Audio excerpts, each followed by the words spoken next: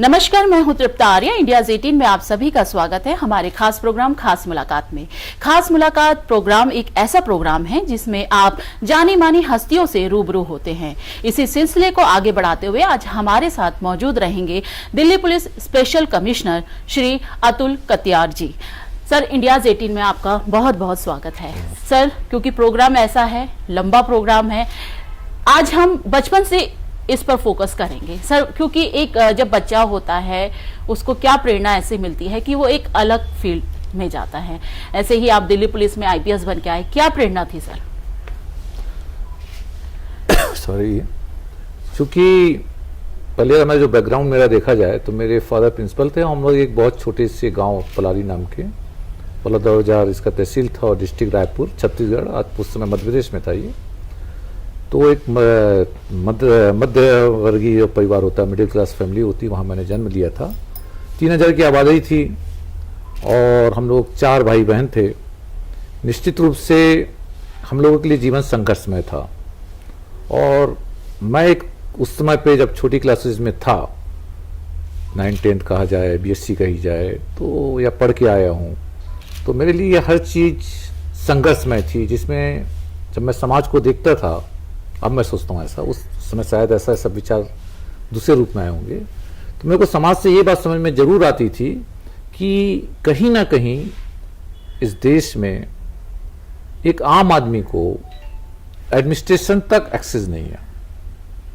न्याय व्यवस्था में अगर पुलिस को हम देखें या सिविल साइड में हम दूसरी जगह देखें बड़े ऑफिसेस को, तो वो जो गैप था उसमें घटना घटती है कि मेरे को एक सर्टिफिकेट बनाना था, अपना रेजिडेंस सर्टिफिकेट वहाँ का, मध्य प्रदेश लोक सेवा आयोग के लिए।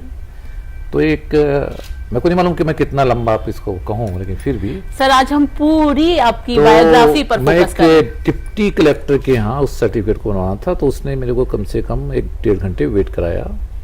उसके नीचे वालों ने, सर्टिफिकेट बहुत छोटा सा होता है जिसमें एक छोटा सा साइन लगता है, उसमें कोई ज़्यादा वैसी प्रमाणिकता की इसलिए आवश्यकता नहीं होती, कि सर्टिफिकेट बेस्ड होता है 10th और 12th के आपने पास किया है कि नहीं। तो मुझको लगा कि कहीं ना कहीं ये गैप बहुत बड़ा गैप है, और मैं जब कभी मेरे को एडमिनिस्ट्रेशन में जब मैं आऊँ तो पहला तो ये आया कि कभी कोई वेट ना करे।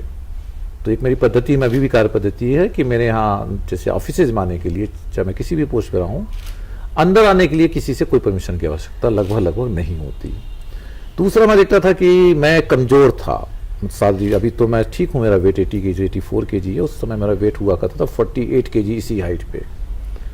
तो मेरे को कहीं ये भी रहता था कि सुरक्षा कहीं मेरे लिए एक बहुत बड़ा कंसर्न हो जाती थी पर्सनल, और मेरे जो आसपास के लोग थे उनके साथ भी मैं यही देखता था। और मैं पाता था कि हमारे पास ऐसा कोई मैकेनिज्म नहीं इंडिया में हमने डेवलप किया, खासकर छोटे गांव में, तो खासकर मैं कहूँगा शहरों में भी, कि एक पब्लिक को हम सिक्योर कैसे करें। क्राइम अलग मुद्दा हो गया, एक जनरल सेंस ऑफ सिक्योरिटी कैसे लाएं। तो मैं प्रभावित इस बात से था कि समाज को मैं दे पाऊँ, या तो एजुकेशन के फील्ड में जो कि मेरा अपना पर्सनल इंटरेस्ट है, या फिर एडमिनिस्ट्रेशन के रूप में। उसी समय 1994 में मेरे ब्रदर का, बड़े भाई का आईएफएस में सिलेक्शन हो जाता है। मैं उस समय पे असिस्टेंट प्रोफेसर था रविशंकर यूनिवर्सिटी में एडहॉक पे। तो मेरे को लगता है कि administration is better opportunity for me, तो वहाँ से मैं लखनऊ आ जाता हूँ, तैयारी वगैरह करता हूँ और फिर इस प्रकार से मैं यहाँ तक पहुँचता हूँ। और मुख्य उद्देश्य रहा कि हर हालत में न्याय दे पाना, समाज को अब जो मेरे पास समय है वो दे पाऊँ, और एक प्रकार से इसे एक सर्विस, सोशल सर्विस ही मानो। सर, क्योंकि हम यहाँ पे बहुत इमोशनल फोटोज देख रहे थे, शायद मेरी लाइफ में ऐसे फोटो मैंने नहीं देखे कि आपने अपने पिता के साथ उस अवस्था में फोटो खिंचवा रखे है, जो एक आदमी कल्पना भी नहीं कर सकता। माँ बाप का कितना सपोर्ट, बहुत ज़्यादा सपोर्ट रहा, जैसा कि आपने कहा कि आपके पिता शिक्षक थे। सर, किस तरीके का कनेक्शन आपका अपने माता पिता से था? और जब आपने कहा कि आपने अपने पिता को खोया, मैं एक बार फोटो बाद में दिखाऊंगी सर, एकदम सडनली इस अवस्था में जब पिता मतलब जा चुके हैं और उनको लास्ट उसमें रखा हुआ है, आप उनके साथ क्लिक किया। हाँ, ये फोटो यदि देखी जाए तो बड़ी अजीब सी, अद्भुत सी फोटो मैं कहूँगा, शायद ही किसी व्यक्ति ने आज तक खिंचवाई होगी पूरे वर्ल्ड में। क्योंकि सर मेरे लिए भी एक नया और ऐसा मैंने कुछ एक्सपीरियंस। सोचा भी नहीं कि मुझे ऐसा कुछ खिंचवाना है, क्योंकि वो डेड बॉडी मैं कहूँगा, बहुत रफली यदि मैं कहूँ तो फादर की डेड बॉडी चूंकि रखी हुई थी, और फादर मेरे आइडियल थे निश्चित रूप से, तो मुझको एक क्षण के लिए जरूर लगता है, फादर मेरे हमेशा समझाए जाते थे कि मृत्यु और जन्म में बहुत विशेष फर्क नहीं है। तो उनका जब डेथ होती है तो उस समय मुझे यही आभास होता है जैसे ये बहुत बड़ा फर्क का मामला नहीं है। तो मैं नहीं जानता किस मनोभाव से या किस बात से मैंने क्या किया कि मैं उनके साथ उसी डेड बॉडी के साथ लेट गया साथ से, किसी दुख में नहीं, बिल्कुल ऐसा मान के जैसे ऐसा ही मैं हो गया हूं और ऐसा ही आदमी है। इन्हें मरने के बाद की जो अवस्था है, मैंने फादर को गौर से देखा था, बुढ़ापे तक 82 की एज में उनकी डेथ होती है, तो मैंने उन्हें बहुत माइन्यूटली बचपन से चूंकि उस पर्सनालिटी को देखा है, बहुत ज़्यादा कर्मशील थे, भाग्यवादी नहीं थे, बहुत सैद्धांतिक थे, शायद मैं भी उतना सैद्धांतिक नहीं हूँ। फिर मैं पाता हूँ अचानक क्या कि वही शरीर बिल्कुल कहीं से कोई रिएक्ट नहीं कर रहा है, वही शरीर कुछ भी बोलने को तैयार नहीं है, कोई आकांक्षा नहीं है, और यही बात वो कहा भी करते थे। तो मैं अचानक लेट जाता हूँ, मुझे लगता है कि जैसे ऐसे ही कहीं पर हम लोग सब कोई जीवन को उपलब्ध हैं, बस हमारी समझ में एक थोड़ी सी फर्क ये है कि हमें ऐसा लगता है कि जीवन में हम बहुत कुछ महत्वपूर्ण कर रहे हैं, लेकिन वास्तव में जब हम महत्वपूर्ण कर भी रहे हैं तो हमें मालूम होना चाहिए कि जीवन की जो आखिरी मंजिल वहां पर है, तो हम कहीं अपने आप को, जो कि गीता भी कह रही है कि कर्म को जब हम कर रहे हैं तो कहीं ना कहीं हम बहुत ज़्यादा अटैच ना हो जाएं उसके साथ में। तो ये फोटो कहीं उसको शायद इंगित कर रही है, ये मैं बात की बात कहूँगा कि इंगित कर रही है। उस समय मैंने कुछ नहीं सोचा था, उस समय ये सामान्य एक घटना बस थी। सर क्योंकि आप असिस्टेंट प्रोफेसर भी रहे, आपने कहा कि आपने शिक्षक बनना चाहते थे, समाज को एक नई दिशा देना चाहते थे, आप उसके बाद आईपीएस बने। सर एक शिक्षक से लेकर एक आईपीएस बनने का जो दौर रहा वो कैसा रहा? जब मैं फिर से कहूँ, जब मैं असिस्टेंट प्रोफेसर था, मैं बीएससी और एमएससी क्लासेस लिया करता था, तो यूथ के साथ था मैं। यूथ की वही समस्या है जो हिंदुस्तान की समस्या है। एक खास एज के बाद की समस्याएं बड़ी स्टेगनेंट समस्याएं हैं। चाइल्डहुड की भी समस्याएं मदर फादर के द्वारा सुलझाई जाती हैं। यूथ आक्रोशित है, यूथ को न्याय चाहिए है, यूथ को रोजगार चाहिए, यूथ परेशान है, यूथ के पास कंफ्यूजन, स्टेट ऑफ कंफ्यूजन है। ये मैंने बहुत बारीकी से देखा जब मैं पढ़ाता था, और उस दिनों मैं भी यूथ ही था। मेरी एज मुश्किल से 20-21 साल थी जब मैं प्रोफेसर बना, 21 साल थी, 20 थी, बल्कि 21 भी नहीं हुआ था। मेरे को अर्ली अपॉइंटमेंट दे दिया गया था, मैं एमएससी 20 साल में कर चुका था मैथमेटिक्स से। तो उसने भी मुझे कहीं ना कहीं प्रेरित किया कि लीडरशिप जरूरी है, क्योंकि पढ़ाना भी एक प्रकार लीडरशिप है। यदि आपके अंदर लीडरशिप की क्वालिटी नहीं है तो आपके जो यूथ है वो आपके पीछे नहीं आएगा पढ़ने के लिए। तो वो डेफिनेटली एक मेरे लिए एक प्रेरणादायक भी था और मेरे लिए एक दिशा भी थी, और उससे मुझे एनर्जी भी थी, कॉन्फिडेंस भी था कि सब कुछ किया जा सकता है। क्योंकि मैं उस समय एमएससी की क्लासेस लेता था, और एमएससी में जो बच्चे होते थे सभी 21 साल के ऊपर के होते थे, और मेरी एज ही 21 साल थी जबकि। तो उसने भी मेरे अंदर काफ़ी कॉन्फिडेंस लाया। सर क्योंकि आप दिल्ली पुलिस में अलग अलग जिलों में रहे और काफ़ी जो नामी ग्रामी केस है वो सॉल्व किए। सर सबसे पहले जो हमारी मुलाकात हुई थी, मुझे आज भी याद है, साउथ दिल्ली में आप थे। सर कोई ऐसे केस दिल्ली पुलिस में रहते हुए जो आपके जहन में आज भी याद आते हैं और काफ़ी फेमस रहे, जिसमें कि एक श्रीफोर्ट कांड जो हुआ था, उसके बारे में बताइए सर। जी हाँ, जब मैं एडिशनल डीसीपी 1 साउथ डिस्ट्रिक्ट में था, तो वहाँ पे एक श्रीफोर्ट कांड होता है जिसमें एक स्विस लेडी के साथ रेप होता है। और मैं उसे, चूंकि नौकरी भी मेरी ज़्यादा दिनों की दिल्ली की नहीं थी, मैं अरुणाचल प्रदेश से आया था, तो मैं उस लेडी से 1-to-1 फेस करता हूँ, और वो लेडी इस देश को शायद उसके बाद छोड़ के भी चली जाती है। और हम लोग पूरे उस समय पर, पूरी टीम हमारी लगातार कंटिन्यूसली हर होटल्स को, हर जो कि 12 बजे के पहले बंद होने चाहिए, इस पर काफ़ी जोर था। हम हर गाड़ी को चेक करना शुरू कर रहे थे, उन अपराधियों को तलाश रहे थे, और कहीं एक रूप से कहीं हम लोग पीड़ित भी थे कि ऐसा एक कैसे हुआ। और उस समय के बाद से लेके मेरे को ऐसा लगता है, अगर हम लोग याद करें तो दिल्ली पुलिस में एक जो आपका धौला कुआं केस था, उसके अलावा वो घटना, कभी कोई ऐसी घटना नहीं घटी। सर धौला कुआं रेप केस भी बड़ा फेमस था, और श्रीफोर्ट वाला भी बड़ा फेमस था। तो दिल्ली पुलिस को इन 2 केसेस ने कहीं ना कहीं इस बात को सोचने के लिए मजबूर भी किया, ऊर्जा भी दी कि ऐसे केसेस ना हो। और आप देख रहे होंगे पिछले कई सालों से हमारे पास ऐसा कोई भी केस नहीं है, क्योंकि मैं ट्रांसपोर्ट रेंज में भी था, तो जिसमें एयरपोर्ट पे ये चांसेस या ऐसी दुर्घटनाएं होने के चांसेस ज़्यादा रहते हैं। तो हम लोगों की अपनी स्ट्रेटजी रहती थी कि हर हालत में हमको हर टैक्सी को आइडेंटिफाई करना है, हमको सड़कों पे गाड़ियाँ नहीं लगने देनी है पार्किंग के रूप में, हमें सभी लोगों को मोबाइल ऐप के द्वारा जोड़ देना है, पैसेंजर इमीडिएटली हिम्मत ऐप के द्वारा कनेक्ट कर ले अपने घर वालों के द्वारा, ड्राइवर का वेरिफिकेशन खुद अपने मोबाइल से वो कर लेगा, वन टच ऐप आप कहा जाए जिससे। तो हम लोगों ने अपनी कार्य प्रणाली पूर्ण रूप से बदली, दिल्ली पुलिस ने पूर्ण रूप से बदली, और उसका श्रेय हमारे जो हमारे लीडर्स हैं जो रहे उनको जाता है और लोगों का कोऑपरेशन को जाता है। सर, आउटर दिल्ली में अगर हम बात करें 2010 की जब किडनैपिंग हुई थी बच्चे की और आपने 1.5 करोड़ रुपए भी उसमें प्राप्त किए थे, सर वो केस क्या था? क्योंकि जब आपका इंटरव्यू लोग देखेंगे तो सबकी उम्मीदें रहती है कि ऐसे केसेस के बारे में जाने जो काफ़ी फेमस केसेस रहे हैं और उसको दिल्ली पुलिस ऑफिसर ने कैसे हैंडल किया और कैसे सॉल्व किया। मोस्ट प्रोबेबली ये घटना 2010-11 की है।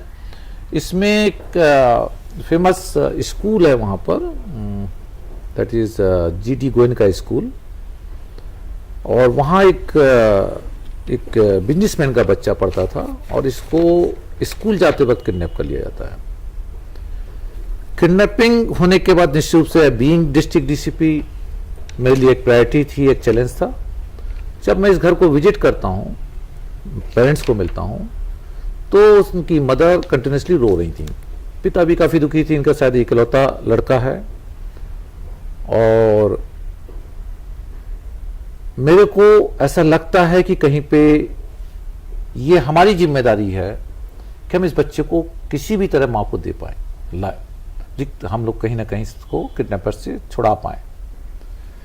हालांकि मैंने एक दूसरा भी मेरा रूल है कि जब भी मेरे डिस्ट्रिक्ट, मेरे नेतृत्व में कोई भी डिस्ट्रिक्ट में अगर किडनैपिंग हुई है तो मैं घर नहीं आता हूँ, मैं अपने वहीं सोता हूँ पुलिस स्टेशन में, और अपने टीम को भी सुलाता हूँ जब तक कि वो केस वर्कआउट ना हो जाए। हम लोग सब कोई वहीं होते हैं, लगातार हम फ़ोन को मॉनिटरिंग कर रहे हैं, हम दूसरी चीज़ों को देख रहे हैं, इंटेलिजेंस लगाए हुए हैं, और अंततः हम लोग ये पाते हैं कि जो किडनैपर है वो उसके आसपास ही बार बार एक खास पर्टिकुलर प्लेस से जाके कॉल कर रहा है। ये हमारे अपने इन्वेस्टिगेशन के द्वारा आ जाता है। हम उस पूरे आधे किलोमीटर में हम लोगों ने सादी वर्दी में आदमी लगाए और हमने अपने मोबाइल फ़ोन के द्वारा और दूसरे इंटेलिजेंस के द्वारा अंततः इस किडनैपर को इसके घर से अरेस्ट करते हैं। इसने जब बताया तो फिर हमने बच्चा भी रिकवर किया, और 1.5 करोड़ की जो फिरौती से दी गई थी, जो कि पुलिस को बताया नहीं गया था फिरौती देते वक्त, हम लोगों को नहीं बताया गया था इनके पेरेंट्स के द्वारा कि कोई ऐसी फिरौती दी जा रही है, वो भी हमने इसके घर से सारी की सारी हमने रिकवर की। सर, क्योंकि आप ट्रांसपोर्ट में भी रहे, काफ़ी ज़्यादा चेंजिंग वहाँ पे हमें देखने को मिली। जैसे आपने रेलवे स्टेशन, अगर हम मेट्रो रेलवे स्टेशन की बात करें, वहाँ पे भी दिल्ली पुलिस का काफ़ी सर्विलांस था, कोई इस तरीके की कोई घटना ना हो उस पर भी दिल्ली पुलिस का फोकस था। तो ट्रांसपोर्ट में जब आप रहे तो सर किस तरीके से आपने पूरा प्लानिंग किया कि इस तरीके से ये काम होना चाहिए, और काफ़ी फोकस था आपका उस पर? क्योंकि ये range joint commissioner of police transport range first time create हुई थी, मैं फर्स्ट ज्वाइंट सीपी था यहाँ पर। तो एक तो ये ऑर्गेनाइज नहीं था, ये अपने आप में रेंज ही ऑर्गेनाइज नहीं थी, ऑफिस ऑर्गेनाइज नहीं था, वर्किंग स्टाइल ऑर्गेनाइज नहीं था। तो एक तो चुनौती थी पहले ऑर्गेनाइजेशन के स्ट्रक्चर को ला पाना, जो मैंने लाया। अब मेरी प्रायोरिटी मैंने देखी कि आखिर मेरे पास समस्याएं क्या हैं। तो पहली समस्या थी कि जो रेलवे स्टेशन हैं, बल्कि वो दिल्ली की नहीं पूरे इंडिया की है, कि रेलवे स्टेशन पे जो यात्री आते हैं वो प्रायः जब लंबी दूरी के होते हैं तो कुछ देर बाद वो सो जाते हैं, और उनके साथ छोटे बच्चे भी होते हैं। ये फैमिली पूरी सो जाती हैं, और उसी बीच में क्या होता है कि बच्चा वहाँ से, उसे चाहे आप चोरी कहिए चाहे किडनैपिंग कहिए, लेकिन वो बच्चों के गायब होने की संख्या ज़्यादा है अगर हम किसी दूसरी जगह से उसको तुलना करें जोग्राफिकली। चाहे हम उसको बस स्टैंड से तुलना करें या हम चांदनी चौक से तुलना करें, लेकिन रेलवे स्टेशन पे ये घटनाएं ज़्यादा घटती हैं, और हर रेलवे स्टेशन पे ये संख्या हमेशा है। चूंकि पेरेंट्स से मान के चलते हैं कि वो इलाका चूंकि कहीं लगातार लोग आ जा रहे हैं तो सुरक्षित है, तो मैंने जब हिसाब लगा के देखा तो ये आंकड़े जब निकाले तो ये क्राइम मैंने देखा कि काफ़ी ज़्यादा प्रॉमिनेंट क्राइम है और मेन क्राइम है। अगर छोटे मोटे क्राइम को छोड़ दें, जेब तराशी को या पिक पॉकेटिंग को छोड़ें अगर हम, तो बाकी रेलवे का जो क्राइम है चूँकि बाउंड्री क्लियर है तो बाकी कोई हीनियस क्राइम नहीं ज़्यादा होते हैं। हम लोगों ने एक अभियान चलाया कि हमने प्लेटफॉर्म पे लोगों का, जो बिना टिकट के लोग थे या जो लोग छोड़ने आते हैं, उनको रोका, उनको कम करा।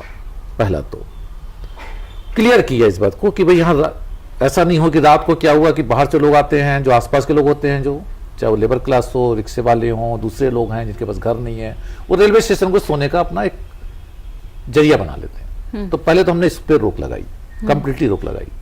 अब हमारे पास पैसेंजर्स क्लियर हो रहे हैं और फिर हमने क्या कि जो पैसेंजर्स सोते मिलता था तो हम उसको अपने कांस्टेबल्स के द्वारा ट्रेंड किया उनको हम लोगों ने, और उनको उठाते थे कि ये आपका बच्चा सुरक्षित नहीं है और आप इस रूप से मत सोइए, अभी सोने के लिए नहीं है, अगर आपको सोना है तो होटल जाइए। और इसको भी इंश्योर करने के लिए हमने किया है कि एक मोबाइल ऐप में इन सभी की लोकेशंस डाउनलोड की और इनसे ये कहा हमारे, क्योंकि रात को क्या होता है कि 11 बजे के बाद सुपरवाइजरी ऑफिसर्स तो चूंकि घर पे होते हैं, तो हम लोगों ने इसमें बाकायदा इन लोगों को ये कहा कि आप अपनी फोटो लगातार डालते रहिए खींच खींच के वहां से, कि आप 11 बजे की फोटो, 12 बजे की फोटो, 2 बजे की फोटो, और हमने उसको अपने सॉफ्टवेयर में डाल के एनालिसिस किया कि हमारी प्रेजेंस है कि हमारी प्रेजेंस नहीं है। हमारी प्रेजेंस होने से क्या हुआ, धीमे धीमे, क्योंकि ये भी कहीं ना कहीं गैंग काम कर रहे हैं साथ साथ, जैसे हमने एक महाराष्ट्र से एक गैंग पकड़ा था, तो ये जो गैंग्स ऑटोमेटिकली फिर वहां से हटना शुरू कर जाते हैं। तो ये एक बहुत बड़ी उपलब्धि थी रेलवे के लिए। मेट्रो के लिए अगर मैं चलूँ आपको, तो मेट्रो में हमारा 2 चैलेंज था, जो मैं फर्स्ट चैलेंज मानूंगा कि मेट्रो को ज्वाइन करने के पहले मेरे को कई बार अपने परिवार से या अपने अन्य लोगों से, रिश्तेदारों से या फ्रेंड्स से, लड़कियों से ये मालूम चलता था कि वहाँ पे कहीं ना कहीं मोलेस्टेशन एक बहुत बड़ा इशू था, डायरेक्टली या इनडायरेक्टली मोलेस्टेशन। तो मेरी प्रायोरिटी ये थी कि किसी रूप से अगर ऐसा होता है तो उस लड़के को कम से कम पहले नीचे उतारा जाए। एक्शन, लीगल एक्शन बाद में लेंगे, क्योंकि लड़कियां जनरली उसमें रिपोर्ट नहीं देना चाहती, कंप्लेंट नहीं करना चाहती, आगे की जर्नी होती है और अपना नाम वाम भी नहीं लाना चाहती। तो इसको नीचे उतारा जाए और हम उस पर सो मोटो कम से कम एफआईआर लें या कोई ना कोई एक्शन लें, लीगल एक्शन लें। दूसरा, जब ये एक्सपोज होगा तो डेफिनेटली ये आगे से अच्छा काम नहीं करेगा, क्योंकि ये सारे लोग, उम्र जो इनकी है वो 18 से मान के चलिए 30-40 तक के लोग हैं मोस्टली। तो जब उनको ऐसा लगता है कि हम कहीं हमारी फोटो आ रही है या मान लीजिए हमको एक्सपोज हो रहे हैं, हमारे जो ये ऑफेंडर हैं, ये भी मैं फिर कहूँगा, जैसे अगर मेट्रो में टोटल 40 लाख लोग चलते हैं पर डे, तो ये ऑफेंडर सब ये मुश्किल से 400 ही हैं या 4000 हैं, जो भी है, मतलब बहुत बड़ी नहीं है वो पूरे 40 लाख के प्रोपोर्शन में। अगर ये एक्सपोज कर देते हैं अपन, तो डेफिनेटली क्या होता है कि ये रिपीटेड जो ऑफेंडर्स होते हैं वो बंद हो जाता है। ये मेरी एक प्रायोरिटी मेट्रो में थी। किसान आंदोलन में एक तीसरी प्रायोरिटी आ रही थी कि मेट्रो एक बहुत बड़ा वल्नरेबल टारगेट था, क्योंकि अगर दिल्ली में आना है बॉर्डर को क्रॉस करके, तो वहां तो पिकेट्स लगी हुई हैं, वहां रोकने की व्यवस्थाएं अलग अलग जगह पर, बॉर्डर पे भी और बीच में भी हैं, तो गाड़ियों से आना बड़ा मुश्किल था। लेकिन मेट्रो में जब आप अंदर आ जाते हैं 10-10 के में, तो ये मालूम नहीं चलेगा कि आप कहाँ से घुस गए हैं। तो हम लोगों ने क्या किया कि बॉर्डर पे सिविल में अपने आदमी तैनात किए।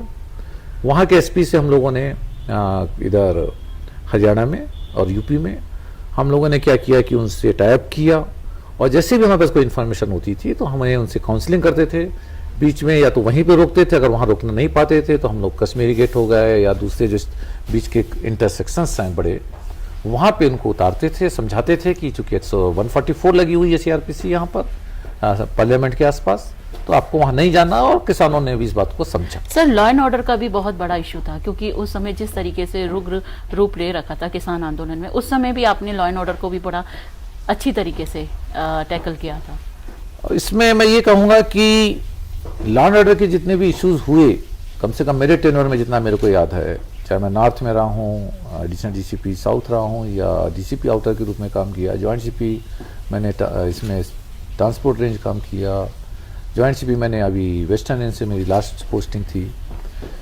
लॉ एंड ऑर्डर में मेरा अपना मानना है कि मेरी अपना स्पेशलाइजेशन है, और मैं जहाँ भी पोस्टेड हूँ वहाँ पे कोई भी लॉ एंड ऑर्डर की ऐसी कोई समस्या नहीं है जिसको हम लोगों ने सफलतापूर्वक टैकल ना किया हो, टाइमली टैकल ना किया हो, या वो फर्दर कहीं पे स्केलेट हो गई हो, ऐसी सिचुएशन हम लोगों ने नहीं आने दी, क्योंकि इंटरवेंशन लेवल हमारा ज़्यादा होता है। मेरे काम करने की जो पद्धति है कि आप टाइम ज़्यादा डिवोट करिए, मैन पावर ज़्यादा डिवोट करिए। लॉ एंड ऑर्डर को रोकने का एक सबसे अच्छा तरीका है, सबसे सही मॉडल है कि भाई आप नंबर ऑफ पर्सन बढ़ाइए वहाँ पर, और वो लोग जो आपके हों वो डेडिकेटेड टीम हो, वो समझ पाए इस बात को कि एस्केलेट नहीं होना चाहिए। उनको जिम्मेदारी दीजिए कि भाई ये एसएचओ की ये जिम्मेदारी है, आप जानेंगे कैसे करेंगे, एसीपी की ये जिम्मेदारी है, डीसीपी की ये जिम्मेदारी है। वो अपने अपने लेवल पे खुद ही एक प्रकार के पावर सेंटर बन के उसे वहाँ रोके। तो ऐसे लॉ एंड ऑर्डर में जब किसानों का मामला आया तब भी मेट्रो में हम लोगों ने इस बात को बहुत अच्छे ढंग से, या ट्रेन के द्वारा जब बाहर से आने की बात आती थी पंजाब से खासकर, तब भी हमने रोकने में हम लोग सक्षम रहे। और जब आए भी, केरला से आए, ये पंजाब से आए, उस समय पे छत्तीसगढ़ से आए, उत्तराखंड से आए, वहां पे भी हमने स्टेशन पे कहीं पे भी कोई प्रॉब्लम नहीं आने दी। सर, क्योंकि आप अलग अलग राज्यों में भी पोस्टेड रहे और उसमें से काफ़ी फेमस रहा उरी, जब सर्जिकल स्ट्राइक हुआ था, तो सर उसके बारे में हम थोड़ा जानना चाहेंगे, उरी की पोस्टिंग के बारे में। जब मैं सीआईएसएफ में था तो मेरे डिप्यूटेशन पे मेरे को, चूंकि मेरे को जो पोर्टफोलियो था मेरा वहाँ पर, वो था डीआईजी नॉर्दर्न जोन, जिसमें कि कश्मीर भी था। चूंकि कश्मीर उस समय पे बर्निंग पॉइंट था, जो उड़ी का इंसिडेंट हो रहा है। तो उड़ी के इंसिडेंट के बाद होता क्या है कि उसके ठीक बगल में इनका यूनिट है सीआईएसएफ की, जो कि हाइड्रो पावर की एक यूनिट है वहाँ पर। तो मैं जब वहाँ पहुँचता हूँ तो पहली बात तो उस समय पे कश्मीर के हालात बहुत ज़्यादा ख़राब थे, तो पहुँचना ही मुश्किल था। वो ब्लॉकेड लगा देते थे, या वहाँ पे मिलिटेंट का भी उतना ही खतरा था, दोनों चीज़ें एक साथ चलती थी। खैर किसी तरह हम लोग वहाँ पहुँचते हैं, और जब पहुँचते हैं तो सबसे पहले मैं पाता हूँ कि कहीं ना कहीं भय का माहौल था। यूनिट जो थी, इनकी जो कंपनी की यूनिट थी, उनके परिवार वाले भी चाह रहे थे कि वो जल्दी से जल्दी वहाँ से घर की ओर वापस जाएं। तब मेरे को सबसे पहले समझ में ये आया कि यहाँ पे बेटर ये है कि मैं अपनी प्रेजेंस फुल टाइम रखूँ। इवन मैं दिवाली के दिन भी उस दिनों उड़ी में ही था, मेरे को अच्छे से याद है, और दिवाली भी मैंने उड़ी में मनाई थी। जब मैं वहाँ पर जाता हूँ तो पूरे यूनिट में जो मेरे पास में हम लोग के, मेरे पास जो स्ट्रेंथ थी 8000 की थी। तो एक तो ये 8000 जो पर्सनल थे, उनके अंदर एक कॉन्फिडेंस पहले आता है कि किसी भी रूप में हमको इतने विश्वास से हमेशा भरे रहना है कि जो इनका जो पावर प्रोजेक्ट वाले जो हैं, इनकी फैमिली को इतना कॉन्फिडेंस रहे कि इनके ऊपर कुछ नहीं आएगा। क्योंकि इसके ठीक बगल में आर्मी की यूनिट थी जहाँ पे अटैक हुआ था। ज़्यादा से ज़्यादा इनके बीच फासला होगा, मैं सोचता हूँ 200 मीटर का या 300 मीटर का, और अगले 300 मीटर पे पाकिस्तान का बॉर्डर है। तो ये बिल्कुल बॉर्डर पे बैठे हैं। रात की ड्यूटी होती है यहाँ पे, दिन रात 24 घंटे की ड्यूटी हम लोग की होती है। तो उड़ी का जो इंसिडेंट था उसने कहीं ना कहीं, चूंकि मैं पुलिस से था, मैं बहुत ज़्यादा AK-47 या बहुत ज़्यादा आर्म फोर्स नहीं हमारी उस टाइप की ड्यूटीज़ भी नहीं है, हम मेट्रो सिटीज़ में हैं वहाँ पे। लेकिन निश्चित रूप से आपको अपने को सिद्ध करके देना पड़ता है कि आप AK चलाएंगे, आपकी फोर्स को लगना चाहिए कि आप बाहर निकलेंगे रात को, तभी आपकी फोर्स वहाँ पर आपके लिए काम करने को तैयार होती है। अदरवाइज फोर्स धीमे धीमे कैंप में जाना शुरू कर देती है, और जब फोर्स कैंप की ओर जाती है तो फिर फोर्स पे अटैक होता है। मेरी उपलब्धि रही कि मेरे उस टेन्योर में, 1.5 या 2 साल के टेन्योर में, मेरे यहाँ कोई अटैक नहीं हुआ, मेरे किसी भी आदमी को कोई भी किसी प्रकार से हमला नहीं हुआ। और उसका कारण था कि हम लोग रात को, हम लोगों ने जब देखा कि आर्मी कैंप पे ये अटैक हो सकता है, तो हम उनसे निश्चित रूप से, हमारे पास टोटल मैन पावर की स्ट्रेंथ या हमारे पास टोटल कहा जाए वेपनरी कही जाए, निश्चित रूप से कम है, और हमें बचना भी है। तो उसमें मैंने एक योजना चलाई थी कि हर 3 घंटे में रात को चाय पिलाई जाए। तो अटैक करने पर उनके पास एक ही व्हीकल है जो चाय देने जा रहा है, लेकिन इसका फायदा मिल रहा है कि जितने मोर्चे हैं, जितने लोग वहां पर हमारे आदमी बाउंड्री को घेरे हुए हैं, क्योंकि ओपन स्पेस में डैम वगैरह, मैं अगर यहाँ से आपको समझा नहीं पाऊंगा, इस ओपन फॉरेस्ट एरिया में है, तो वो लोग क्या होगा, निश्चित रूप से उनको हर 2-3 घंटे जब चाय मिलते रहेगी तो वो जगे रहेंगे। जब वो जगे रहेंगे तो उधर से जब कोई आदमी आ रहा होगा तो ऐसा नहीं हो सकता कि वो जंप कर जाए, हमारी यूनिट के अंदर आ जाए, या वो डैम तक पहुंच जाए। ये बात उधर, चूंकि पब्लिक वहां पे बहुत ज़्यादा नहीं होती है, बहुत ज़्यादा डेंसली पॉपुलेटेड एरिया नहीं है, और लोगों को मालूम रहता है कि ये जग रहे हैं। यदि आप जग रहे हैं तो सिंपल फार्मूला अटैक नहीं होगा, ऐसा मैंने एनालिसिस करके देखा। सर श्रीनगर में भी आप रहे, श्रीनगर के बारे में बताइए, क्योंकि बड़ा इंटरेस्टिंग सा जो बातें हैं आपने उरी के बारे में बताई कि एक नया ट्रेंड आपने निकाला कि हमारे उसमें कहा भी जाता है अगर नींद को भगाना है तो चाय सबसे बड़ा वो है, आपने उसे लागू किया और नींद को भगाया तो उससे अटैक भी नहीं हुआ। श्रीनगर के बारे में बताइए सर।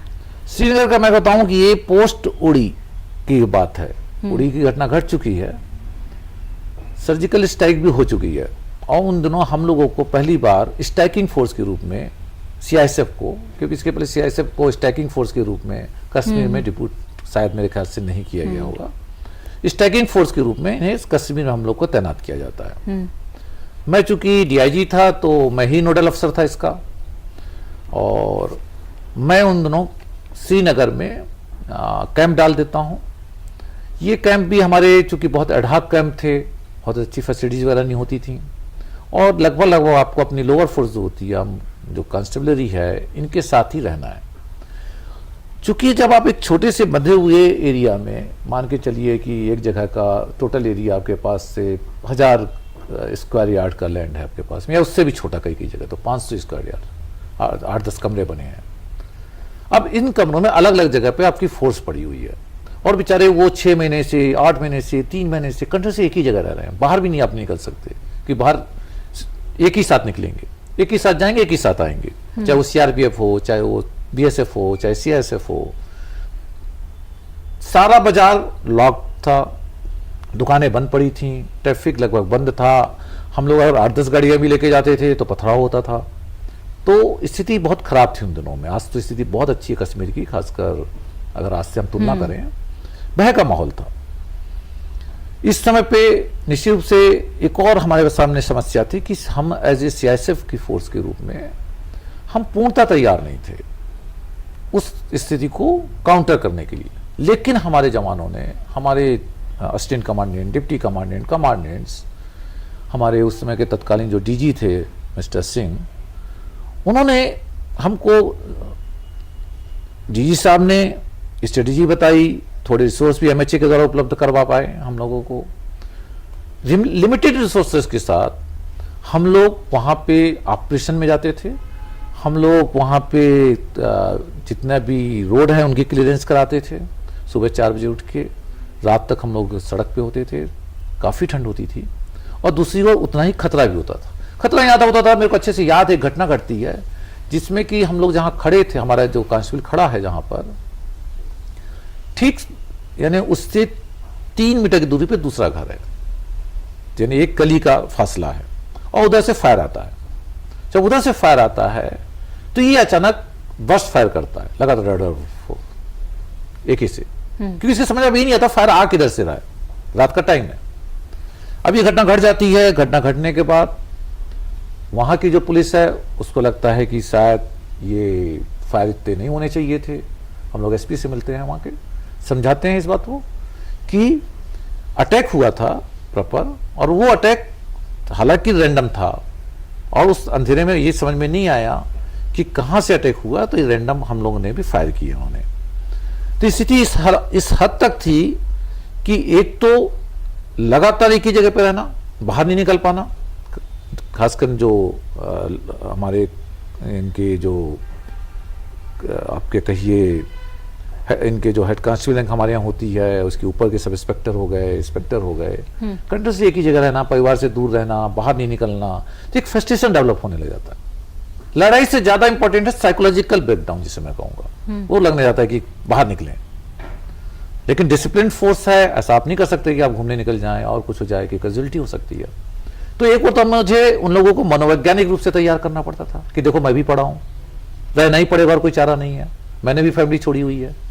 दूसरी ओर मेरे को उनको तैयार करना पड़ता था कि भाई हमको हर हालत में अगर हमारे ऊपर अटैक होगा तो हम फायर ओपन करेंगे। और वो एक कारण था, जैसे मैंने कहा, उड़ी में भी और यहां भी हम इस बात के लिए बिल्कुल क्लियर थे, हमें बाहर निकलना है जब जरूरत पड़ेगी। तो फोर्स जब रात को बाहर आएगी या फोर्स अपना मोर्चे में रहेगी, ठीक से जागती हुई रहेगी और इस पोजीशन में रहेगी कि अटैक करना ही है हमको, काउंटर अटैक मेरे को करने हैं, तो ऑटोमेटिकली आपके ऊपर अटैक नहीं होंगे। सर कितना मुश्किल होता है कि आपने जैसा कहा कि आप मेट्रो सिटी से गए थे, AK-47 का इतना ज्ञान नहीं होता कैसे चलानी। हालांकि दिल्ली में तो इस तरीके की चैलेंजिंग जॉब रहती है कि गैंगस्टर को पकड़ लिया, कोई केस सॉल्व कर लिया, लेकिन उससे बिल्कुल हटके आपने श्रीनगर उरी में किया। कितना डिफिकल्ट रहा, क्योंकि हर समय चैलेंजिंग था, जैसा कि आप बता रहे हैं केसेस के कि गोलियां कहाँ से चल रही है पता नहीं है, रात के समय हो रहा है, स्टाफ को भी प्रोत्साहित करना है कि हमें काम करना है, आप उनके साथ खड़े हैं, कितना बड़ा चैलेंज होता है सर? मैं फिर कहूंगा कि मेट्रो सिटी में काम करना एक मेहनत का काम है, हार्ड वर्क काम है, टाइम ज्यादा डिवोट करना है आपको, हार्ड वर्किंग है, आपको कंटिन्यूस वर्क करना है, लेकिन आपके पास फैसिलिटीज हैं। वहां पे आपके पास लगभग जीरो फैसिलिटी है। यहाँ पे आपको साइकोलॉजिकली आप स्ट्रांग है, आपकी फैमिली है, आपके पास एंटरटेनमेंट के साधन है, लोगों से आप कनेक्ट हैं, आप जो कुछ काम कर रहे हैं उसका एप्रिसिएशन मिलता है आपको। वहां पे इसका ठीक उल्टा है, माहौल वहां का डिप्रेसिव हो जाता है, क्योंकि आप एक ही रूम में रहते हैं, लगातार एक ही बाउंड्री के अंदर रहते हैं, रिसोर्सेज आपके पास लिमिटेड हैं, आप टेरेन से पूर्णतः वाकिफ नहीं है, क्योंकि हमारी जो फोर्स होती है रोटेशन बेसिस पे होती है। मान लीजिए 6 महीने बाद दूसरी फोर्स आ जाएगी, 3 महीने बाद वो तमिलनाडु के लोग होंगे, 2 महीने बाद वो हरियाणा का आदमी होगा।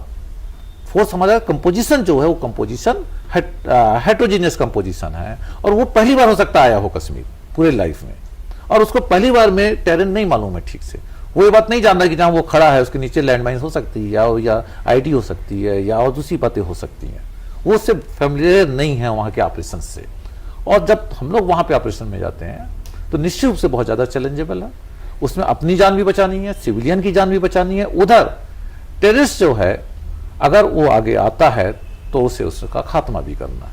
हाँ, लेकिन फिर मैं एक विशेष बात कहूंगा जो कि शायद कम प्लेटफॉर्म पे कहा गया होगा, ये भी मैंने स्टडी में पाया वहां पे कि अगर हम सही देखें तो उस समय की जब मैं जहां पोस्टेड मैं उस समय को एनालिसिस करूं, मैं आज का एनालिसिस नहीं कर रहा हूं कि मैं वहां पे हूं नहीं अभी। ये जो टेररिस्ट जब भी अटैक करते थे तो ये 2 या 3 के ही लोग होते थे एट ए टाइम, 2 लोग होते थे या 3 लोग होते थे, ये 10-10 के ग्रुप में आते नहीं है। जैसे कि सर हमें तो बताया जाता है कि जो भी नॉलेज है कि टेररिस्ट आता है ग्रुप में आता है, झुंड में आता है, लेकिन आपने कहा कि 1 या 2 से ज्यादा 2-3 ही एट ए टाइम अटैक के लिए होता है। उड़ी को आप छोड़ दीजिए जिसमें कि जो पूरा उन्होंने कैंप को चुकी किया था, अदरवाइज जो भी उनके अटैक हैं 2-3 से ज्यादा नंबर में नहीं होते हैं, ये डेडिकेटेड होते हैं, और जब एक बार आते हैं तो बिल्कुल उनका क्लियर रहता है कि भाई उनको मरना ही है, ये उनके साथ क्लियर रहता है, तो उनको जान की कोई ये परवाह नहीं होती। अब इस समय पे अगर मान लीजिए मैं अपनी सड़क पे खड़ा हूं, या मैं अपनी पोजीशन लिया हूं, या मैं अपने कैंप में हूं, और मैं बस इस बात के लिए क्लियर हूं कि मैं 2 लोग को मार लूंगा या 3 लोग को मैं किल कर लूंगा, तो ये पक्की बात है कि वो आगे नहीं आ सकते। फोर्स को मैंने लगातार ये समझाया स्ट्रेटेजी के रूप में कि हम भी 2-2, 3-3 के रूप में ही पहले अपने को डिवाइड करें, और हम ये बात सोचें कि अगर मान लो आ रहा है तो अगर 2 आ रहे हैं तो हमसे कम ट्रेंड है वो, पहली बात टेररिस्ट, उसको भी ट्रेन उतना ही मालूम जितना मेरे को मालूम, क्योंकि वो भी बाहर का है लगभग, अगर कश्मीरी नहीं है तो उस केस में हम इजिली उन्हें विन ओवर कर सकते हैं। केवल हमें क्या करना है, साइकोलॉजिकली प्रिपेयर करना है इस लड़ाई को। ये लड़ाई पूरी साइकोलॉजिकल ज्यादा है, फिजिकल का।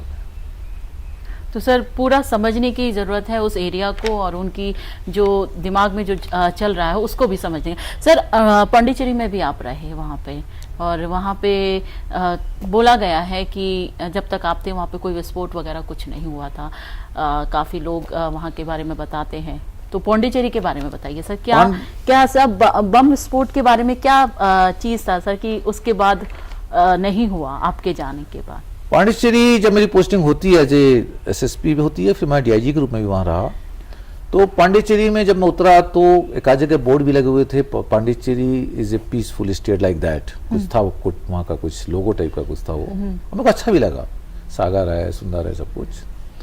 लेकिन वहाँ एक अजीब सी घटना ये लगातार घट रही थी कि हर महीने में 1 या 2 बार, मिनिमम 2 बार मान के चलिए, कंट्रीमेट बम्स होते हैं जो वो ब्लास्ट होते थे, और जिसमें 1-2 लोग या तो मारे जाते थे, और ये लगातार घटना घट रही थी, जिसके कारण एक मीटिंग होती है, उस मीटिंग में हाई लेवल मीटिंग्स थी, सभी में से सीनियर लोग थे बल्कि उस मीटिंग्स में, इंक्लूडिंग द मिनिस्टर्स। वहां पे ये बात आती है कि भाई क्या कारण है इसके और कैसे रोका जाए। तो मैं उसमें एसएसपी इंटेलिजेंस था, तो मेरे से भी शायद पूछा जाता है, तो मैं एक ही जवाब देता हूं कि दिल्ली जो है, क्योंकि मैं दिल्ली से गया था, तो मैं हमेशा दिल्ली को एग्जांपल दिया करता हूं कि दिल्ली में भी ऐसा नहीं होता है। अगर पोरस बॉर्डर है तो दिल्ली का बहुत पोरस बॉर्डर है। अगर मान लीजिए कंट्री में बम बनाने तो यहाँ बहुत ईजी है, दूसरी जगह से सारा मटेरियल आप ला पाना इधर उधर से। हम दिल्ली में अगर रोक सकते हैं तो ऐसा कैसे हो सकता है कि हम पांडिचेरी जैसी छोटी जगह में नहीं रोक सकते? मैंने बस यही लॉजिक है, that is the only logic I have given to the committee कि दिस इज नॉट डाइजेस्टेबल, कि you are saying that this is happening, that is happening, this why this is happening. Only thing that if in Delhi it is not happening, then how can it be in Pondicherry? ये जब सुना जाता है तो उसके बाद मेरे को नहीं समझ में आता क्या होता है। अचानक मेरे को उन्होंने दूसरे तीसरे या चौथे दिन ही एसएसपी लॉ एंड ऑर्डर लगा दिया। एसएसपी लॉ एंड ऑर्डर की जैसे पोस्ट मेरे हाथ में आती है तो ये जिम्मेदारी अब मेरी बन जाती है। फिर हमने वहां पे भी एनालिसिस किया। मैं चूंकि मैं फिर से कहूं, मैं मैथमेटिक्स की बैकग्राउंड से हूं और मैं यहाँ तक कि एक सब्जेक्ट में तो मैं उसमें 96 या 98% लेके आया था। तो मैं एनालिसिस जरूर करता हूँ जहां भी पोस्टेड सर। उस सब्जेक्ट का सारा जो मैं अपना लगाता हूँ, मेरे को काम आता है वो। तो वहां जब मैं ऐसे करता हूं मैं पाता हूं कि एक बड़ी अजीब बात थी वहां पे कि आखिर उस छोटे से शहर में ब्लास्ट क्यों हो रहे हैं, पहला बात। दूसरा, कैसे पुलिस 12 घंटे के अंदर 8-10 लोगों को अरेस्ट भी कर लेती थी। ये दो चीजें मेरे को अलग अलग डायरेक्शन में दिखती थी। तो पहले मैंने हिसाब लगा के देखा कि ब्लास्ट का जो कारण आ रहा है, वो ब्लास्ट का कारण ये कहते थे कि इंटर राइवलरी गैंग है। मैंने हिसाब लगा के देखा कि इंटर राइवलरी गैंग है क्यों आखिर। तो पाते हैं हम ये हैं कि चूंकि वहां जितनी इंडस्ट्री है, जितने शॉपकीपर्स हैं, चूंकि पांडिचेरी में जनरली प्रोडक्शन नहीं है, तो बहुत सारा जो वहां ट्रांसपोर्टेशन है गुड्स का सर, वो बाहर से है, तमिलनाडु से है। तो ये जो बाहर के लोग आते हैं जब वहां पर, तो वो इनसे कहीं ना कहीं एक प्रकार से हफ्ता वसूलना या दूसरे प्रकार से एक्सट्रैक्शन करना, और इसी रूप से वो गैंग डेवलप हो रहे थे, जिन्हें वो सो कॉल्ड गैंग कहते थे। मैं कह रहा हूँ एक्सट्रैक्शनिस्ट थे वो। तो पहली बात तो मैंने उनको ये समझाई, हालांकि लैंग्वेज बैरियर था हमारे उनके बीच में, कि भाई देखिए ये आप गलत कर रहे हैं कि ये कोई इंटर राइवलरी गैंग है, गैंग के बीच दुश्मनी है, बहुत सारे गैंग बन गए इसलिए ऐसा हो रहा है। ये सिंपल सा मामला है कि एक्सट्रैक्शन हो रहा है। तो आप फोकस करिए कि एक्सट्रैक्शन कहां कहां से हो रहा है, कौन कौन पैसे दे रहे हैं धमकाने पे, पहला। दूसरा, मैंने कहा उनसे कि भाई एक दिन में यदि हम 14 लोग को अरेस्ट कर ला रहे हैं, क्योंकि ये पूरे 8-10 लोग आते थे, बम फेंकते थे, भाग जाते थे। भय का माहौल पैदा करना ताकि पैसे मिल जाए और डोमिनेशन भी बन जाए। तो मैं कहता हूं एक दिन में यदि आप 14 आदमी अरेस्ट कर रहे हैं या 2 दिन में आप 14 आदमी अरेस्ट कर रहे हैं, इसका मतलब ये सभी लोग यहीं के हैं, आस ही पास के, बिल्कुल ये बाहर के नहीं है, तमिलनाडु के नहीं है, जो आप बार बार थ्योरी दे रहे हैं। सारी हमने फिर इनकी डिटेल्स निकलवाई, जिनको इन्होंने गैंग के रूप में आइडेंटिफाई किया। और हमने कहा इनको ऐसा करिए आप, इनको यहां तक कि पहली बार शायद मेरे टेन्योर में हुआ होगा कि वहां पे किसी पे एनएसए लगा होगा, फर्स्ट टाइम, ये नहीं पांडिचेरी हिस्ट्री में होगा। हमने एनएसए लगवाया और जितने गैंग थे लगभग उनके सभी के मेंबर हम लोगों ने लीगली अरेस्ट किया। और मेरे टेन्योर में मैं ये कह सकता हूं एक भी कंट्री मेड बम ब्लास्ट नहीं हुआ। ये मैंने अपने एसीआर में भी रिफ्लेक्ट किया। मेरे को काफ़ी, मेरे वहाँ से में जो डीजी थे काफ़ी अप्रिशिएट किया उन्होंने इस बात पे, और कहा कि ये बहुत बड़ी उपलब्धि हम लोगों की। और पांडिचेरी 100% पीसफुल गया उसके बाद।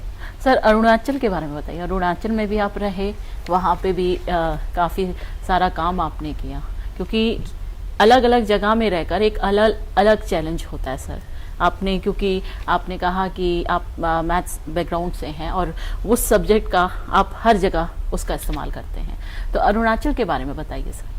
और चूंकि मैं बताया हूँ, जैसे मेरी जो ट्रेनिंग हुई थी गांधीनगर सब डिवीजन में हुई थी, कृष्णानगर थाने में दिल्ली में अंडर ट्रेनिंग में था। उसके बाद मेरी सीधे पोस्टिंग अरुणाचल प्रदेश होती है। और वहाँ पे मैं पहले एडिशनल एसपी ईटानगर होता हूँ। ठीक जो प्रॉब्लम मैं पांडिचेरी में बता रहा हूँ, एक अजीब बात ये थी, बिल्कुल सिमिलर सिचुएशन थी। मैं बड़ा कॉन्फिडेंट कहूंगा इन दोनों बातों को। वहां भी एक टॉप लेवल मीटिंग हो रही थी पुलिस हेडक्वार्टर में कि क्राइम बहुत ज्यादा बढ़ गया है, लोग बड़े परेशान हैं और दिक्कत में है। और यहां भी अजीब बात है कि इस मीटिंग में भी होम मिनिस्टर था। साहब थे, और दूसरा टॉप ऑफिशियल से I was the junior most. Sir year कौन सा रहा होगा? This was the 2001। ओके। 2001 इसमें मैं को बल्कि उस समय के तत्कालीन आईजी यानी जो कि डीजी के रूप में काम कर रहे हैं, डीजी ही मानिए उनको, उन्होंने केवल इसलिए बुला लिया था कि तुम अंडर ट्रेनिंग से ही आए हो तो थोड़ा तुमको सीखने को मिलेगा, बैठ जाओ। अदरवाइज वहां सारे टॉप ऑफिशियल्स थे, 10 साल सभी लोग में से 10-15 साल सीनियर रहे होंगे। मैं इनको सुनते रहता हूं। फिर वही प्रॉब्लम वहां पे थी कि भाई क्राइम बहुत ज्यादा बढ़ गया है, बहुत ज्यादा ठीक नहीं चल रहा है, शाम को लोग निकल नहीं पा रहे हैं या दिक्कतें जा रही हैं। आई फेल्ट, मैं मैथमेटिकल माइंड पे रहता हूं, जाने कि वो नेचुरल इंस्टिंक्ट है मेरा। मैं वहां तो कुछ चूंकि ज्यादा नहीं कह पाता हूं कि नया नया था मैं वहां के लिए और बहुत ज्यादा जूनियर था। खैर एनीवे मुलाकात होती है बाद में वहां के आईजी या डीजी साहब से। मैं उनसे एक ही बात कहता हूं, सर अजीब बात यह है 1 लाख की टोटल पॉपुलेशन इस सिटी की, और हम डिस्कस कर रहे हैं कि क्राइम बहुत बढ़ गया है, वो भी इतने टॉप लेवल पे। मैं चूंकि दिल्ली से गया था, दिल्ली से सभी यहां से अफसर जाते हैं, तो आंकड़े के हिसाब से 1 लाख में से 50,000 तो अगर हम मोटा मोटा मान लें तो वुमेन है जो क्राइम नहीं कर रही हैं। अब 50,000 में 25,000 बच्चे निकाल लीजिए तो 25,000 बचे। इस 25,000 में और निकालते चले जाइए तो मुश्किल से 1,000 आदमी बचेंगे जो रात को निकलते होंगे या शाम को निकलते होंगे, बाकी सब घर में रहते हैं। हम 1,000 लोग को भी कंट्रोल नहीं कर पा रहे हैं, तो कहीं ना कहीं कुछ ना कुछ गड़बड़ है। जब मैं ये कहता हूं ऐसा, तो उन्होंने क्या किया, मेरे को उस कारण या किसी भी कारण बस मेरे को इमीडिएटली उन्होंने एडिशनल एसपी की post the law and order यहाँ की ईटानगर की। हालांकि मेरी रैंक उस समय एएसपी की थी, असिस्टेंट एसपी की थी, लेकिन उन्होंने मेरे को एक प्रमोट टाइप करके ही रैंक दी एडिशनल एसपी की। वो भी मेरे लिए एक अजीब सा अनुभव था। जैसे मैं 20 साल में एमएससी कर गया था, मैं कहा आपको, और 20 साल में नौकरी भी मिल गई थी। वैसे ये मेरे को एक अजीब सा अनुभव था कि मेरे को क्या होता है, वो एडिशनल एसपी की पोस्ट देते हैं और बोलते हैं कि आप यहाँ का क्राइम रोकिए। मिस्टर स्वर्गीय डडवाल साहब थे, मैं उनको काफ़ी टफ और बहुत डिसीजन मेकिंग ऑफिसर मानता हूँ। मैंने उनसे काफ़ी सीखा है, बहुत बुलंद थे वो। तो बोले तुम यार इसको रोको, क्या करोगे तुम जानो। और ना पूरा ईटानगर का मेरे को चार्ज सर ही दे दिया। तत्कालीन जो वहाँ पे एसपी थे उन्होंने भी ये कहा, देखो मैं काफ़ी अब एजेड हो गया हूँ, या तुम्हें जो करना है करो। लोकल थे कोई, तो उन्होंने कहा तुम्हें जो करना है करो, मेरी तरफ से तुम्हारे को पूरी छूट है। मैंने क्या किया, वहाँ पे जो थाने थे, एसएचओ थे, मैंने उनसे कहा कि देखो ये आंकड़े मैंने उनको बताए कि मेरे को ये बेवकूफ़ी नहीं चाहिए भाई, तुम्हारे पास पॉपुलेशन इतनी है, तुम ऐसा करो कि जो भी आदमी 6 बजे के बाद निकल रहा है, अब नॉर्मल कोर्स में पूछ ही लो उससे, तुम कहाँ जा रहे हो, क्या करने जा रहे हो, क्या काम है, क्या है। स्लोली ग्रेजुअली क्या होता है, जब ये पूछताछ शुरू होती है, जो कि हम लोग दिल्ली में करते भी हैं, और हम लोग क्या करते हैं कि जो भी आदमी ऐसा लगता है कि नोटोरियस है, या जो आदमी इसकी मारपीट कर रहा है या चाकू मार रहा है या वो दूसरे पर छीना झपटी कर रहा है, लूट कर रहा है, इन पे हम लोगों ने एक्शन लेना शुरू किया। और एक टाइम ऐसा आ गया कि मेरे को अच्छे से याद है, मेरा आईजी साहब मेरे को फ़ोन करते हैं कि यार मैंने तुमको धारा 144 लगाने को, कर्फ्यू लगाने को नहीं बोला था, मैं तो ये बोला था कि क्राइम ठीक करना है। हालत ये आ गई थी कि सब लोग तो निश्चित रूप से सब थे, जो इस टाइप के लोग थे वो भी मान के चलते थे कि जब बाहर हम निकल रहे हैं तो सोच समझ के निकले, पुलिस पक्का एक्शन लेगी। और वहां का क्राइम 100% कंट्रोल आया और काफी मेरे को एप्रिसिएशन मिली वहां पर। सर अब बात करते हैं दिल्ली पुलिस की, क्योंकि वेस्टर्न रेंज में आप हैं। सर वेस्टर्न रेंज में काफ़ी ज़्यादा ऐसे, अगर हम बात करें पूरे इलाके की, काफ़ी ऐसे इलाके भी आते हैं जहाँ पे अवैध रूप से शराब भी बेची जाती है, चेन स्नैचिंग भी है, रात को भी काफ़ी सारे पब वगैरह खुले रहते हैं। तो काफ़ी सारे ऐसे केस, क्योंकि तिहाड़ भी उसी रेंज के अंदर आता है, तो किस तरीके का चैलेंज रहता है, क्योंकि सर दिल्ली पुलिस है, कंधों में दिल्ली की सुरक्षा का बाहर है, आप सीनियर हैं, पूरे एरिया को कंट्रोल भी आपने करना है। जब तक मैं ज्वाइंट सीपी वेस्टर्न रेंज रहा जनवरी महीने तक, देखिए दिल्ली की जो समस्याएं हैं, जो हमने अभी 2-3 आपको कहानी मैं कहूँगा, बल्कि बेटा शब्द अगर दिल्ली से मैं तुलना करूँ तो दिल्ली बहुत ज़्यादा चैलेंजिंग टास्क है। पॉपुलेशन एनॉर्मस है, क्राइम भी कंट्रोल करना इतना इजी नहीं है, बहुत ज़्यादा डेंसली पॉपुलेटेड है, फिर इकोनॉमिक डिस्पैरिटी बहुत ज़्यादा है, सोशल स्ट्रक्चर बिल्कुल अलग टाइप की है, मोबिलिटी बहुत ज़्यादा है। रिसोर्सेज प्रोपोर्शनेट वाइज देखें, फॉर लाख पॉपुलेशन अगर हम देखें तो निश्चित रूप से रिसोर्सेज फिर वहां पे हम उस तुलना में नहीं कर सकते इस तुलना में वैसे अगर होना चाहिए। फिर मीडिया बहुत ज्यादा संवेदनशील है, वीआईपीज हैं, हम बहुत ज्यादा अकाउंटेबल हैं यहाँ पे, हमारी स्क्रीनिंग है यहाँ पे, हम हर एक्ट के लिए स्क्रीन किए जा रहे हैं। तो एक तो पहली बात तो निश्चित रूप से दिल्ली पुलिस का जो काम, चाहे वो वेस्टर्न रेंज का काम मैं कहूँ अगर स्पेसिफिक रूप में, तो चैलेंजिंग तो है ही। समस्याएं जो थी, पहली समस्या तो मेरे समय में देखता था वो जो चली आ रही थी बल्कि विरासत में मिली थी कई सालों से, वो थी द्वारका डिस्ट्रिक्ट की। वहां पे गैंग्स के बीच में राइवलरी होती थी और ये फायर ओपन होता था, डे लाइट में भी मर्डर हुए हैं। तो ये बहुत बड़ा चैलेंजिंग टास्क था उस समय पे। अभी के जो तत्कालीन कमिश्नर साहब हैं उनका एक बहुत क्लियर कट आदेश था, ये गोली नहीं चलना चाहिए, ये गैंग वैंग के बीच का माहौल, ये दिन दहाड़े गोली चलना ये बर्दाश्त नहीं होगा। चूंकि मेरे को ये पर्सनली ये टास्क दिया जाता है और कहा भी जाता है कि मतलब ये ठीक नहीं हो रहा जो कुछ हो रहा है। मेरी ज्वाइनिंग थी मुश्किल 2-3 दिन की, मैंने फिर से वही किया कि इन सब चीज़ का एनालिसिस किया। मैंने पाया कि वहाँ पे जो क्राइम है वो कहीं ना कहीं ड्राइव हो रहा है, वो कनेक्ट है लैंड के साथ में, जो कॉलोनी वालोनी करती हैं उनके साथ में प्रॉपर्टी डीलर्स हैं, और उनके साथ में फिर जो उसके पीछे और बहुत सारे लोग हैं, वो आपस में कहीं ना कहीं एक्सट्राक्शनिस्ट हैं। डीलर तो अपना काम करता है प्रॉपर्टी बेचने रुकने का, लेकिन जो बाकी जो गुंडे उंडे हैं, जब इसमें चूंकि इलीगल कॉलोनी करती हैं, तो उसके कारण चलते हुए ये मशरूम होने जाता है, क्राइम मशरूम होता है। तो पहला काम तो ये किया गया कि इन पे 100% रोक लगाई गई। इसके साथ हमने क्या किया कि जितने भी इस प्रकार के केसेस पुराने हुए थे इन सबको बंद करना शुरू किया। डीसीपी उस समय पे जो अभी भी हैं आजकल, मिस्टर शंकर चौधरी, उन्हें पर्सनल इनिशिएटिव लिया, और जब इनको धरपकड़ शुरू हुई तो कई बार इन्होंने फायर भी किया।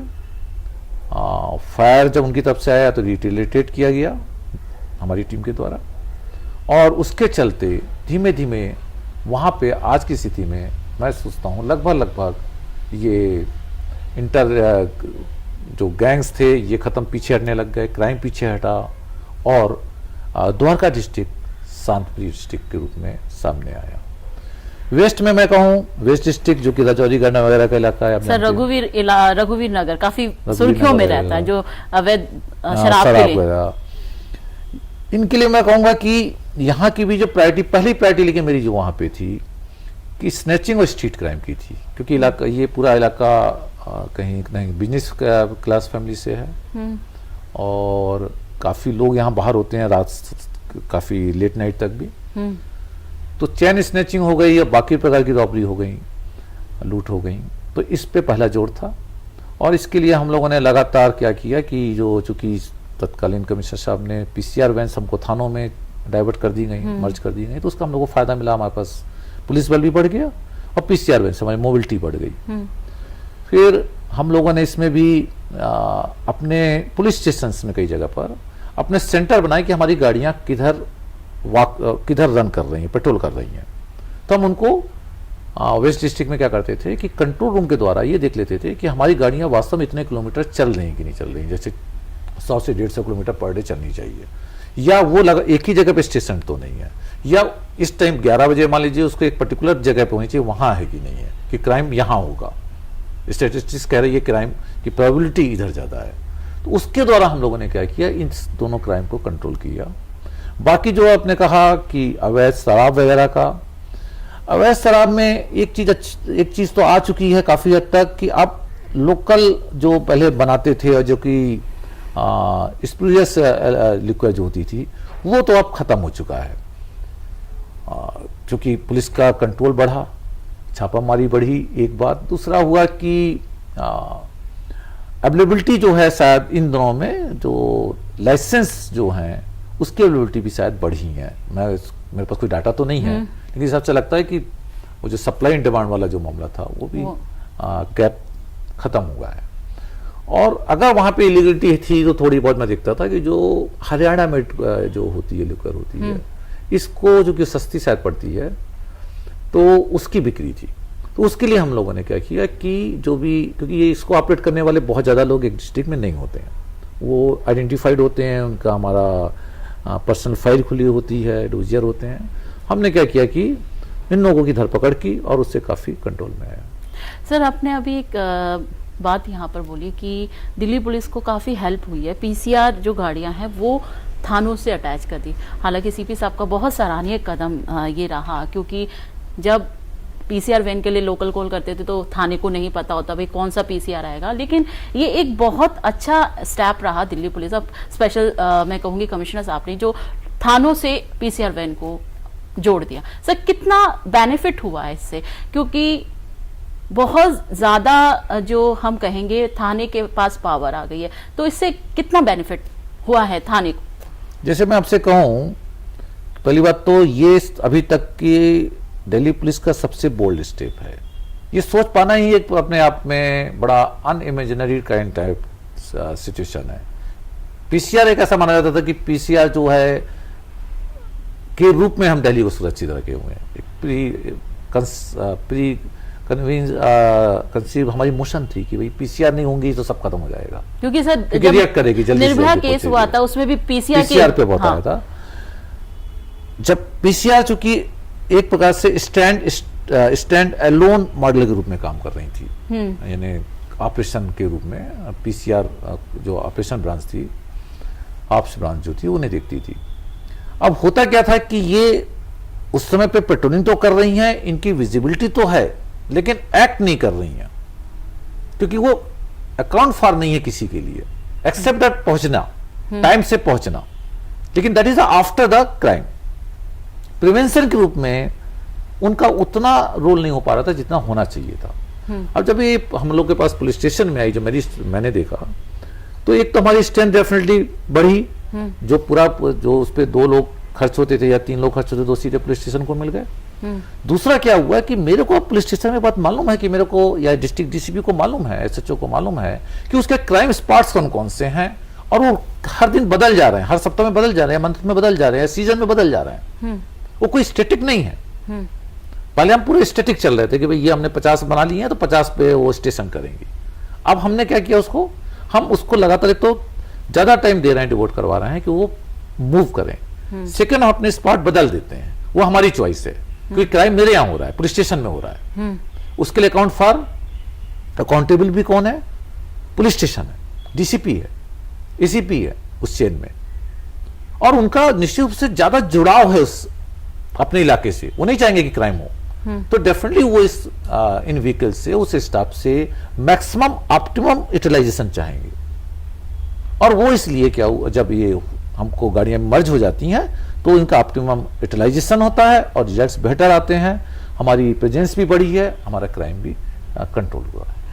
सर, अब हम आपकी ऑफिस लाइफ से निकलकर थोड़ी पर्सनल लाइफ में आते हैं। सर, फैमिली होती है, फैमिली को किस तरीके से मैनेज करते हैं? क्योंकि आपकी जो हमने पूरा सुना कि जैसे कि आपने बताया जो भी क्राइम होता पूरा दिन जब तक सॉल्व नहीं होता आप घर नहीं आते। एक बहुत बड़ा पार्ट फैमिली का भी होता है सपोर्टिंग सिस्टम। किस तरीके से मैम कोऑपरेट करती हैं, बच्चे कोऑपरेट करते हैं, क्या एक सपोर्टिंग सिस्टम आपके पीछे क्या रहता है? मेरे को एक बहुत बड़ा फायदा मिला मेरी लाइफ में शादी के बाद। मेरी वाइफ जो है एक्चुअली वो एक पॉलिटिकल फैमिली से है, पॉलिटिकल बैकग्राउंड से है। तो उनके फादर एमपी रहे काफ़ी टाइम तक, 6-7 बार 8 बार एमपी रहे की जगह से, फिर मिनिस्टर भी रहे। तो उनके घर में माहौल ही यही था, सेवा। और अगर निकले हुए हैं पापा तो इसका मतलब ही है भाई किसी के काम से निकले हुए हैं, तो इसको बहुत ज़्यादा उनके यहाँ एबनॉर्मल बात नहीं मानी जाती, मान के चलता ये पहली प्रायोरिटी होनी चाहिए। तो उस चीज़ के कारण मेरी वाइफ ने मुझसे कभी ये नहीं पूछा कि तुम रात को कितने बजे आओगे। तो अगर मैं मान लीजिए पेट्रोलिंग पे हूँ तो मैं कभी कभी 3-4 बजे तक पेट्रोलिंग होता था, अभी मैं इस रेंज में भी।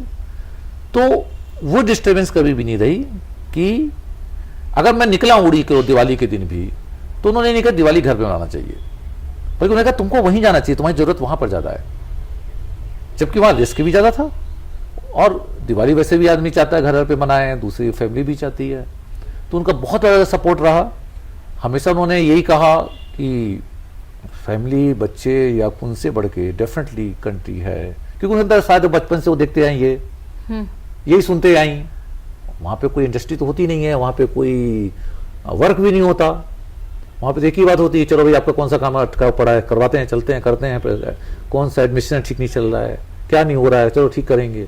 तो चूंकि वही सुनते आई तो उनका हमेशा यह रहा कि सब कुछ ठीक करने के लिए हम लोग हैं, हमें ठीक करना चाहिए, तो उसका उनका सपोर्ट मिला। बच्चों का जहाँ तक मामला है, तो बच्चों का तो हम लोग, खैर मैं ही क्या, दिल्ली पुलिस में शायद ही ऐसा कोई ऑफिसर होगा, आईपीएस ऑफिसर, तो कि वो या बाकी भी, मैं कहेगा ऑफिसर की बात नहीं कहूँगा, जो भी जितने ऑफिसर्स हैं, कि हम लोग बच्चे जब तक 10th में होते हैं, हमारी जो नौकरी होती है, तो 10th तक तो हम बच्चों को लगभग देख ही नहीं पाते हैं, क्योंकि सुबह 7 बजे से काम में लग जाते हैं, बच्चे उस समय स्कूल चले जाते हैं, जब तक आते हैं 10-11 बजे तब तक बच्चे सो जाते हैं। तो सर दिल्ली पुलिस के ऑफिसर कहते हैं बच्चा इतना बड़ा हो गया, हाँ, इतना बड़ा नहीं, तो कहावत मैंने है, ये कहावत है कि सोते हुए और देखते सच्चाई हुए। भी यही है, क्योंकि मैं कई बार पूछता हूँ, कभी मैं किसी बच्चे का, कल मैं गया था एक जगह गार्डन में गया था मैडम, हम गए थे वॉक पे गए थे, तो एक बच्ची थी अपने पापा के साथ में बैडमिंटन खेल रही थी। तो मैं अपनी वाइफ से बोलता हूँ कि देखो मैं अपने बच्चों के साथ कभी बैडमिंटन नहीं खेल पाया, कितना अच्छा लग रहा है, देखो वो लोग आपस में बैडमिंटन खेल रहे हैं, तो वो एक कहीं ना कहीं वैक्यूम तो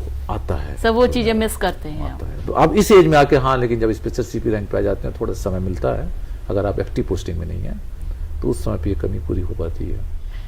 मैम, कहा जाता है एक सफल पुरुष के पीछे एक महिला का हाथ होता है, और आज हमने देख भी लिया। सर ऑन स्क्रीन आपके बारे में जो बता रहे थे कि आप बहुत ज़्यादा उनको सपोर्ट करती हैं उनकी जॉब के लिए, जैसा कि उरी के बारे में बताया कि दिवाली आपको वहाँ बनानी चाहिए फैमिली के साथ, नहीं ज़्यादा ज़रूरत आपकी उनको है। तो सर मैम, किस तरीके से एक फीमेल होके आप इस तरीके से अपने को बांध कर, अपने परिवार को समेट कर, क्योंकि उरी एक ऐसी जगह थी जहाँ पे सर ने बताया कि पता नहीं कहाँ से फायरिंग हो। मैम, मैं तो ये बताना चाहूँगी, मेरा परिवार तो वे सभी लोग हैं जो वहाँ पर हम लोगों के लिए, देश के लिए खड़े हैं, वही सबसे बड़ा परिवार है मेरा। उनके लिए मैं, इनको भेजना भी पड़ेगा, साल 2 साल 10 साल 20 साल, तो भी मैं तैयार हूँ उसके लिए। पहले वही मेरी फैमिली है, बाद में मेरे बच्चे हैं। तो मैम, कभी ऐसा नहीं हुआ कि आपने कंप्लेंट की हो कि नहीं अभी नहीं। हमें आपकी ज़रूरत है, क्योंकि बच्चे छोटे थे? सर ने कहा, मुझे बड़ा एहसास होता है कि अभी आप कुछ दिन पहले वॉक कर रहे थे, सर ने कहा था मेरे को बड़ा अंदर से लगा कि मैं अपने बच्चों के साथ इस तरीके से बैडमिंटन नहीं खेल पाए। नहीं, ये तो नहीं, उनके साथ जो समय निकाले हैं वो सबसे बड़ी प्रायोरिटी है। बच्चे के साथ तो हर कोई निकाल लेता है, कोई भी एज पे निकाल लेता है, लेकिन जिस समय उनको वहाँ जरूरत है, जहाँ पर इनकी जरूरत लोगों को है, वो सबसे बड़ी प्रायोरिटी है, मैं तो ये मानना चाहती हूँ। और उन्होंने ये किया भी, तो मुझे कभी कोई कंप्लेन में नहीं की कि आपने घर में नहीं ध्यान दिया, बच्चों को ध्यान नहीं दिया। वो मैं सबसे ज़्यादा खुशनसीब हूँ कि उन्होंने अपनी जिम्मेदारी को सही टाइम पे, सही जगह पे लगाया है। मैम, सर की कोई एक ऐसी बात जो आपको उनकी तरफ आकर्षित करती है, जो एक महिला होकर एक पुरुष पे जो एक आकर्षण होता है, ये क्या? सबसे बड़ी बात है मेरे हस्बैंड की ऑनेस्टी। उन्होंने कभी भी कोई भी चीज़ को गलत तरीके से बताया नहीं, आके सही सही बताया, तो वो मुझे सबसे अच्छा लगा, जो एक हस्बैंड को एक वाइफ के लिए होना चाहिए। मैम, क्योंकि पूरा देश आपको देखेगा, आप एक ऑफिसर, जाबाज ऑफिसर मैं कहूँगी, जो अलग अलग जगह में रहकर चैलेंजिंग जॉब कर दिल्ली में है। उन औरतों के लिए क्या कहेंगे जिनके पति फोर्स में है, चाहे वो दिल्ली पुलिस फोर्स हो, चाहे किसी भी स्टेट की पुलिस हो, या किसी और अन्य देश की सेवा में लगी हो? उन ऐसी महिलाओं को एक मैसेज दीजिए मैम। मैं तो इतना ही कहूँगी कि हर वाइफ सब सपोर्ट करती है अपने सारे हस्बैंड को। मैं नहीं कह सकती कि नहीं करते होंगे, सभी वाइफ करती होंगी, और उनसे यही रिक्वेस्ट करूंगी, आप हमेशा उनके साहस को और आगे बढ़ाइए, उनको और प्रेरणा दीजिए अपनी तरफ से जो आप दे सकते हैं। लेकिन हमसे ज़्यादा वो ज़्यादा इंटेलिजेंट है, हम तो हाउस वाइफ हो जाती हैं, तो हम जितना हो पाता है उतना तो करते हैं, बाकी साहस तो देंगे ही देंगे। मैम, इंडिया 18 से बात करने के लिए बहुत बहुत धन्यवाद। धन्यवाद। सर, इंडियाज़ 18 के दर्शक आपको सुन रहे हैं और आपकी जो आपने काम किया है उसके बारे में बहुत अच्छी तरीके से उनको पता चलेगा कि किस तरीके के ऑफिसर आप हैं। सर, कोई मैसेज इंडियाज़ 18 के दर्शकों को? दर्शकों को कहिए या मैं तो कहूँ युवा को कहिए, मैं एक ही बात कहूँगा कि हजारों हमारे एडमिनिस्ट्रेशन में कमियां हो सकती हैं। हमें यही दिखाई देता है हमेशा आम आदमी को कि भाई ये ठीक नहीं हो रहा है, वो चीज़ें ठीक नहीं हो रही हैं। लेकिन उस इतने बड़े स्ट्रक्चर को चलाने के लिए 2 करोड़ की, अगर मैं पॉपुलेशन शायद दिल्ली की मानूं मोटा मोटा 2 करोड़ की पॉपुलेशन को चलाने के लिए हम 60-70 हज़ार लोग, 80 हज़ार के ऊपर तो नहीं होंगे जितना मेरे पास आंकड़े मेरे दिमाग में चल रहे हैं, हम उतने लोगों को बैलेंस करके रखे हुए हैं और दिन रात जाग के कहीं ना कहीं सुरक्षा दे रहे हैं। तो ये इस साइड को भी कहीं ना कहीं देखने की जरूरत है। बहुत सारी कमियां हमारे अंदर होंगी, हम नहीं कह रहे कि नहीं होंगी, सिस्टम इतना बड़ा सिस्टम, इसमें कमियां नहीं होंगी, शिकायतें होंगी, बहुत सी चीजें होंगी।